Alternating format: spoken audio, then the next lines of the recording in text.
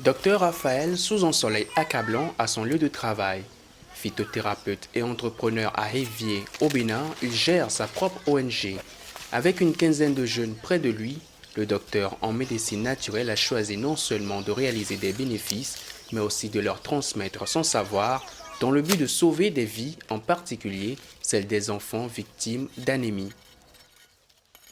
Ces plantes que nous récoltons, nous les traitons, nous les travaillons et nous avons des produits finis pour la prise en charge du cancer, de l'anémie.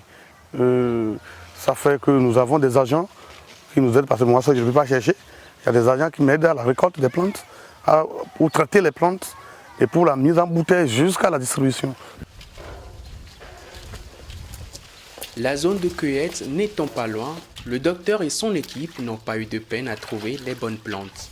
À la base, les tâches sont diversement attribuées en fonction de la qualité et de l'ardeur de chaque employé de la chaîne.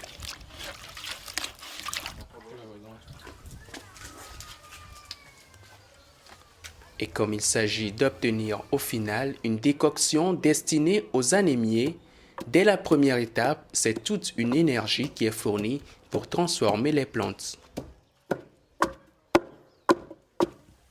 On est venu, on a rincé. Et lui, par exemple, il est différent de ceux qui ont travaillé parce qu'il a la force pour piler. Donc lui, il est en train de piler. Et il y a d'autres qui vont préparer, d'autres qui vont mettre en bouteille. À l'étape de la préparation, l'une des plus importantes, il faut supporter la chaleur du feu. À ces qu'en 5 000 francs le mois, c'est surtout le salaire qui compte. J'étais un revendeur d'essence au bord de la voie. Après avoir suivi les informations à la radio, j'étais venu dans un PPS ONG, ça fait 5 ans. Et maintenant, après 3 mois de formation, je suis engagé à préparer les tisanes. Donc, le travail est un peu abordable et avec ça, j'arrive à supporter les enfants au village.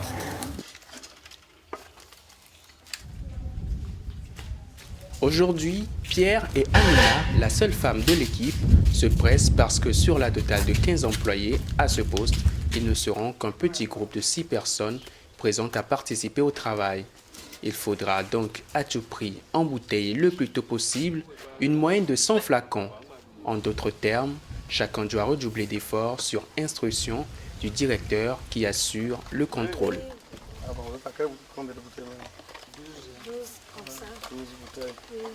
Et si on quitte l'étape là, c'est l'étape de distribution. Là, nous avons des jeunes qui ont sur tout le territoire au moins 35 engins, qui partent pour leur commune, qui vont là-bas. Ils vont d'abord vers les centres de santé, c'est les médecins qui prescrivent. Ils vont vers les pharmacies et eux-mêmes distribuent de porte à porte.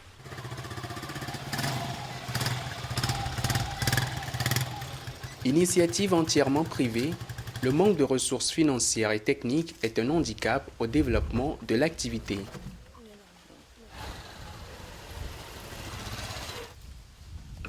Le groupement se débrouille avec les moyens disponibles avec seulement 35 revendeurs équipés de motos pour l'écoulement rapide des produits.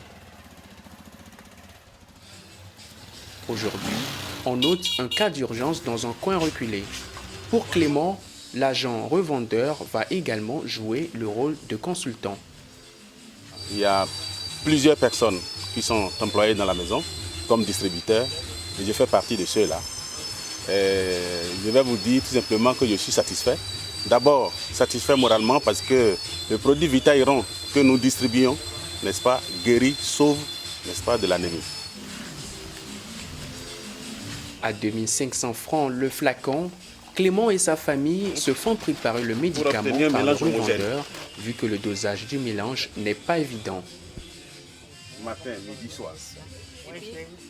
C'est la transfusion sanguine orale tout simplement.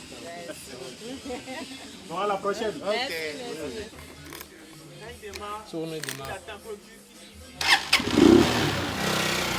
La mission accomplie, un compte rendu sera effectué par l'employé au patron.